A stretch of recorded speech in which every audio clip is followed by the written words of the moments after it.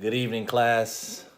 Today I'll be interviewing my wife, Desiree.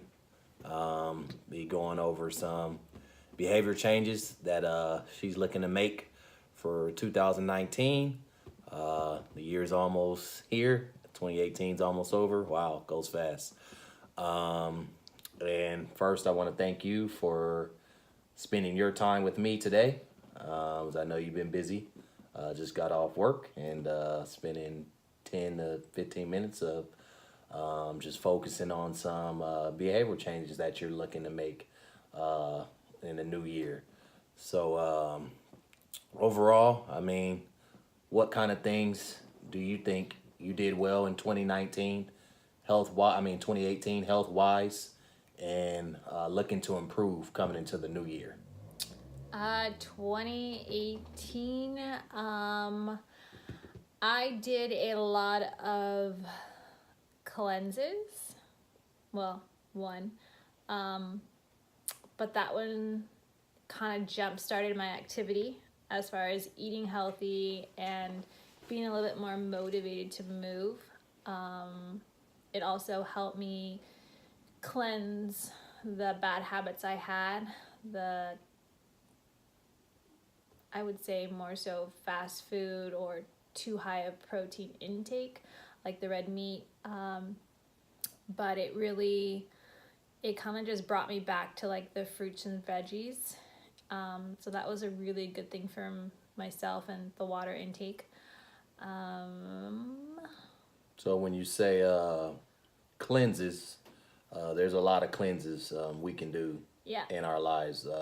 Tell me more about what type of cleanse you did and maybe how it affected your daily activities. So it was a green detox smoothie cleanse. So it was pretty much 10 days of you eat and drink vegetables that were either blended, not necessarily juiced, but blended. So they kept like the raw nutrients.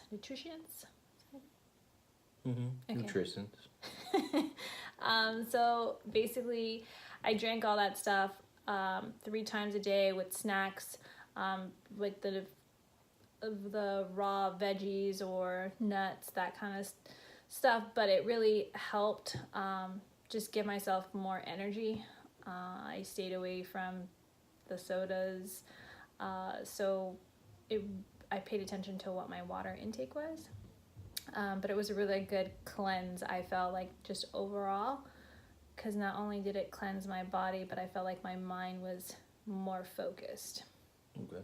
And would you say are you a pretty healthy person overall when it comes to eating?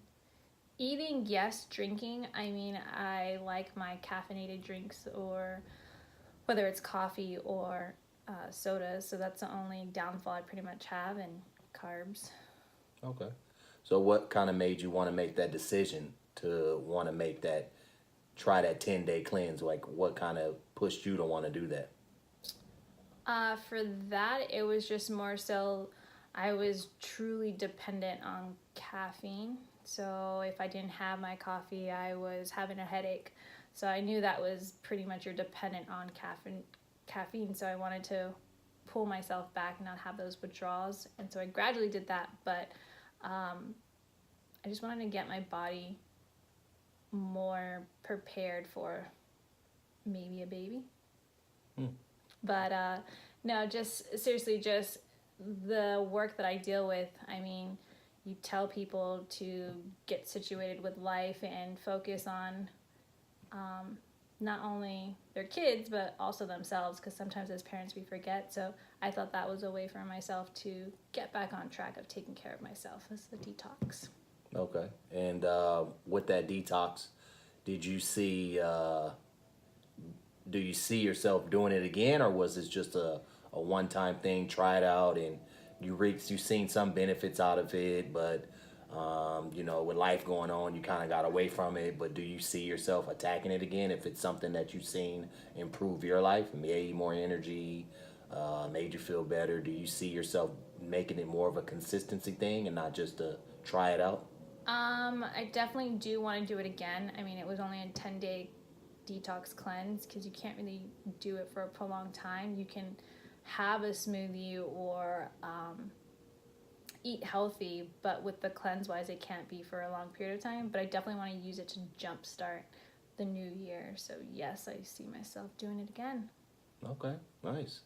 And with that cleanse, would you recommend it to other people that may be trying to make a health diet or just in general food changes in their life? Would you recommend that one to them or? 100% love the 10-day green smoothie. It was just, they gave you recipes, so you're not guessing on what you had to eat or drink that day. They gave you options. I loved that, having that, like following a recipe. Each day was a different smoothie, and then you rotated so that your body didn't get used to like a certain type of green. So I definitely recommend it if you're interested. I know. I have to give it a try. Yeah. I mean, just to, from, overall listening so far, what we've been going over, eating fruits and vegetables, that usually should be the most biggest portions of our meals a day. So just make sure, you always include that. And, if you do eat meat, stick to a lot of lean meat and, predominantly fish. But I mean, to be healthy, like you're trying to be or stay consistent, I mean, everything comes with consistency. So I believe we all can get better with the more consistent we are. So with 3 weeks away, 2019 on the way, I mean, what's your goals to keep yourself healthy throughout the entire year and not kind of get off track, to keep yourself on track? I think my main thing would be having a plan, not just going in there for, let's say, the 2019 goal, but more set markers so that I know that I can say, hey, I met that goal. So like maybe in the first 30 days, do my cleanse and add no fast food and caffeine beverages, more on the minimum side. But I think doing it month by month, setting a goal that's more tangible for myself, I think I'd be more productive with, versus trying to say 2019, this is what I'm going to do, because that won't happen with me. Life is just too unpredictable. Mm-hmm. So having that month-to-month commitment, I think, will help me stick to my goals. And how are you going to make this plan out? Are you going to seek out to like a nutritionist? Are you going to research it? How do you plan to make this month-to-month plan? What do you plan to do to put it in your schedule? How do you plan to do it? I think for sure I want to do some research, because I did like the detox cleanse, but I do want something that I can kind of follow, because it was really helpful having those meals already planned out, and they told you exactly what your grocery list was, so there was no confusion on like, oh, what am I going to drink today, what am I going to eat today. So I definitely want to look into something where it gives you that breakdown, because sometimes my brain is just so tired, I don't know what I want, and then I either end up eating unhealthy or going to sleep. So I think research would be my main thing, and if not, then I would say I would look for a nutritionist through my healthcare insurance, that Okay. kind of stuff. Nice. I mean, of course, when we're trying to improve ourselves, it's always, I always recommend seeking out help when whatever we're trying to improve, because trying to figure out everything step by step by ourselves can get a little overwhelming and frustrating. So I agree. Doing research is perfect, and then seeking out to a nutritionist if it doesn't work out your way, and see what options they have to provide. I mean, because at the end of the day, you're going to do it your way anyway, because we're human beings. That's, how we think. So, I mean, I agree with everything you're saying. And I'm looking forward to the new year to see these changes you make in your life. And honestly, depending on how it goes for you, could make me want to change as well. So, I mean, overall, health is very important. Especially nowadays with all the diseases and cancers and stuff going on. A lot of it could come from the food we eat. So, what else can you see yourself doing? Like, what else do you see being healthy what does it do for you overall? You know, whether it be your environment you're in, you know how to adapt to different things, whether it change your mind mentality, what else do you see? I mean, because everybody wants to eat healthy, but I mean, what else can health do for you that you know you can give to somebody else or maybe even your own self? What can you see health doing for you in the long run? That eating healthy, what can you see it doing for you Eating besides healthy. eating? Okay, so my mom had it's hereditary for us to have high blood pressure and then heart issues at a really young age. So I think my mom started having issues at 40. And then my grandmother, the same thing at 46. So I know that my doctor was already telling me that I needed to eat a lot more greens and making sure that I was staying on top of my salt intake because I was so at high risk for a heart attack at a young age or high blood pressure. So definitely eating healthy and having a low sodium intake and, you know, staying as active as I can eventually was looking to extend my life or to save my life eventually. Because I think my grandparents or my mom, they didn't have the best healthy diet. So I thought that had a lot to do with the clogging of the arteries, the high blood pressure.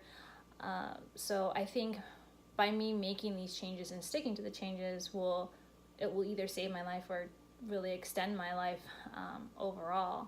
So I think being strict on myself and making sure that I follow the goals that I intend to have in 2019 will be most beneficial to not only myself but to my husband and to my child to keep me around longer. I agree. Yeah. I mean, that's great information that you've given me today. Some things, being that we're married, I didn't know about.